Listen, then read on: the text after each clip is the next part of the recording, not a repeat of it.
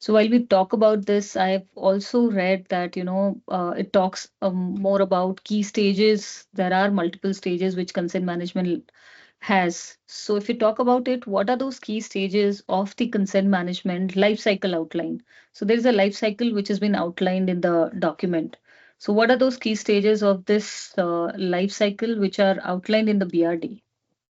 Yeah, so consent is, I mean, specifically consent from a DPDP perspective, and the BRD takes care of the complete life cycle, right? And there are, if I may say, there are about 5 stages for the whole consent life cycle. One is the consent capture, which is the initial stage where the user gives consent for a clearly defined purpose. Why is he giving consent, right?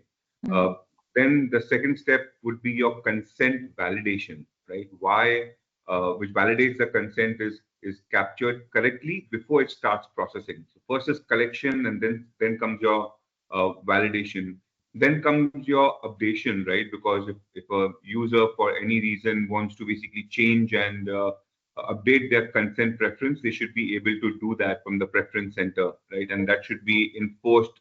That should be triggered and enforced to all systems and processors accordingly.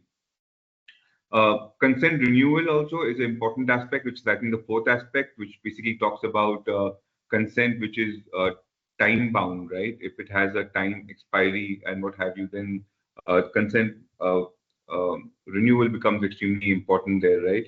Or if the purpose changes, right, then also it triggers a renewal. And finally, the fifth stage is your consent withdrawal, right? If a data principal decides that they don't want to be processed any further, then they can basically withdraw their consent if there is no legal binding for the customer or employee in that case.